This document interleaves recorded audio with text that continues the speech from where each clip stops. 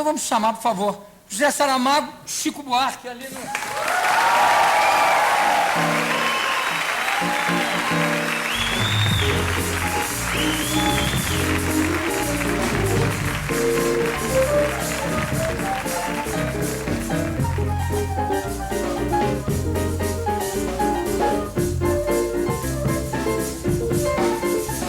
Bom, esse livro que reúne fotos dos desterrados brasileiros, né? Trabalhadores rurais, tem mendigos, garimpeiros. Isso é um trabalho de quanto tempo? 16 anos. Eu comecei a fotografar em 1980, quando ainda não existia realmente o movimento sem terra, mas já existia sem terra nesse país há muito tempo. E fotografei 81, 82, 83, 86, 89, 90. E o ano passado eu concluí fazendo um trabalho aqui no Brasil, um trabalho mais amplo. Eu não vim especialmente para terminar esse trabalho, para fazer um livro. Eu estou fazendo um trabalho sobre movimentos de populações no mundo, sobre refugiados, imigrantes, algumas cidades que hoje são das maiores cidades do mundo, como o caso de São Paulo, Jacarta, Bombaim. Estou trabalhando em 7 grandes cidades que têm mais ou menos a mesma característica. Há 20, 30 anos atrás tinham 4, 5 milhões de habitantes e no fim do século terão mais de 15 milhões de habitantes. E ao Brasil eu vim fazer um pouco do movimento sem terra, porque o movimento sem terra para mim é quase que a última válvula de retenção de populações no campo, porque é um fenômeno que está existindo no mundo hoje. Eu estive trabalhando recentemente na Índia, no mês de janeiro, com o Sem Terra da Índia, e no Brasil o movimento sem terra é um movimento muito original, porque é muito difícil você aglutinar o pessoal do campo, não é isso? O pessoal, principalmente num país grande como o Brasil, claro, onde a população é completamente disseminada, você conseguiu uma organização que chega a coordenar uma grande parte desses trabalhadores do campo e lutar com eles na perspectiva de ficar no campo, de ter a terra. Então, é um fenômeno do movimento sem terra no Brasil e do sem terra no Brasil. Essa organização deles é uma característica daqui, e eu vim fazer essa história, que essa história para mim era importantíssima no meu trabalho. Então, eu trabalhei com Sem Terra, trabalhei em São Paulo, na cidade de São Paulo, como eu tinha trabalhado em Jacarta, trabalhado em Bombaim. E, trabalhando em São Paulo, eu comecei a observar, falando com as pessoas, que o sem-teto em São Paulo, a criança de rua em São Paulo, é exatamente a continuação do sem-terra. É o sem-terra que não tentou ficar na terra, que não lutou pela terra, que chegou à cidade e a cidade não assimilou.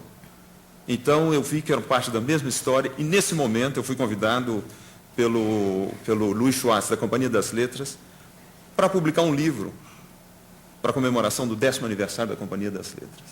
Então, eu tive essa ideia de fazer um livro, possivelmente sobre a terra no Brasil. Eu não estava seguro que eu teria as fotos, porque eu trabalhei durante muitos anos, mas eu teria que voltar em Paris, ver com o diretor artístico, que é a Lélia Vanik, que trabalha comigo, se a gente... Só trabalha com você ou tem uma outra relação qualquer aí? Não, trabalha comigo e nós vivemos juntos há 32 anos.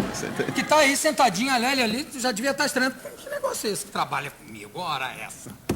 Sua mulher, Lélia, que é uma simpatia, por sinal, muito simpática, da maior competência.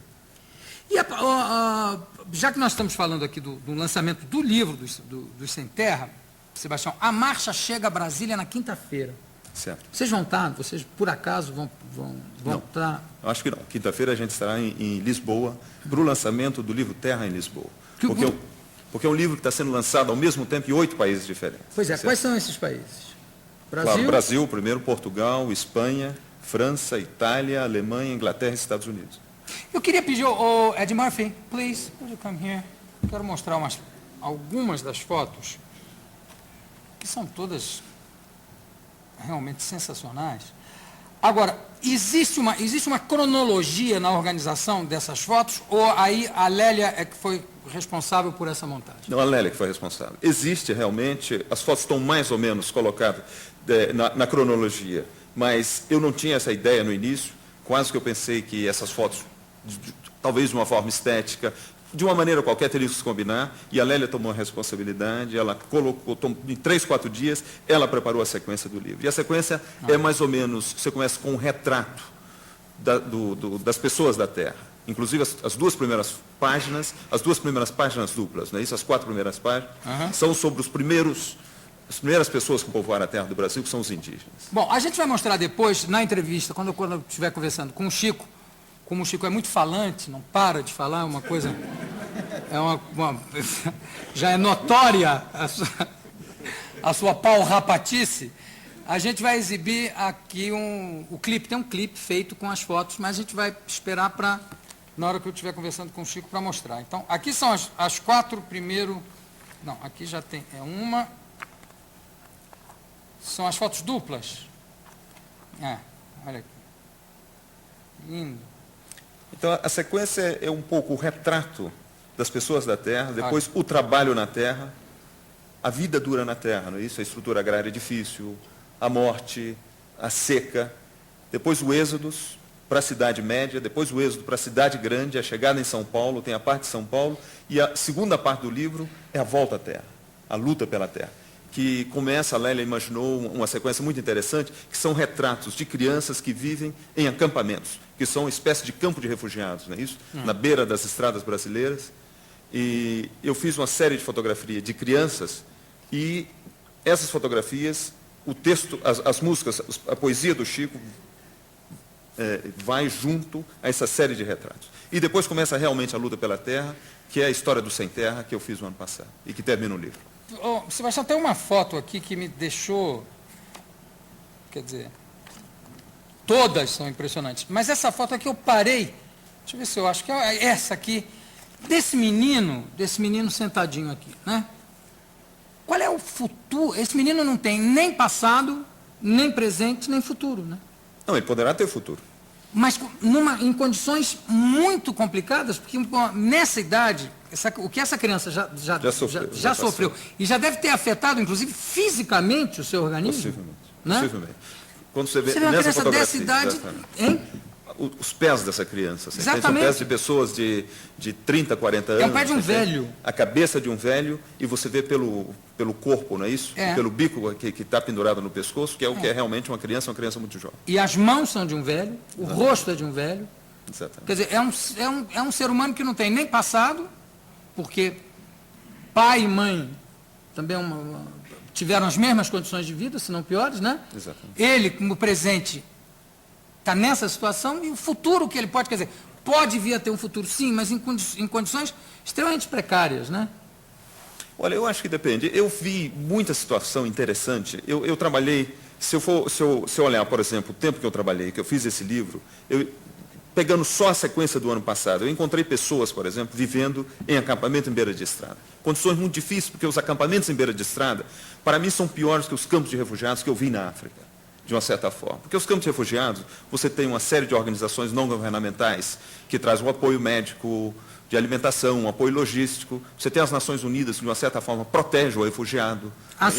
São países que assumem uma calamidade. Coisa que não, o Brasil são não organizações que assumem as calamidades de certos países. Não sei, mas no caso do Brasil, ninguém assume. Exatamente. Ninguém assume, porque uma boa parte dessas crianças passam fome, não existe assistência médica, não existe escola. As escolas que existem nos acampamentos de beira-estrada são escolas dos próprios sem terra.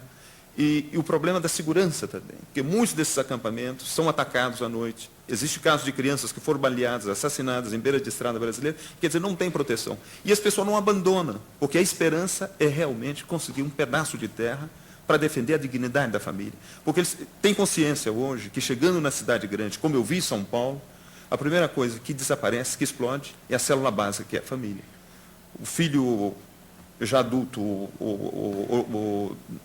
numa idade de abandonar, adolescente, ou ele vira um pivete, ou a garota vira uma prostituta, e depois são os pais que abandonam os menores. Então a família termina, você entende a história. E as pessoas que vivem na periferia, nas estradas, nos acampamentos, eles têm consciência disso, do futuro deles. O futuro seria nenhum.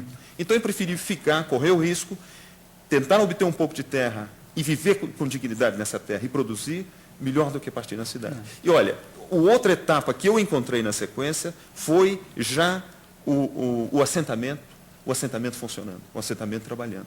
Olha, para mim é um pouco de milagre.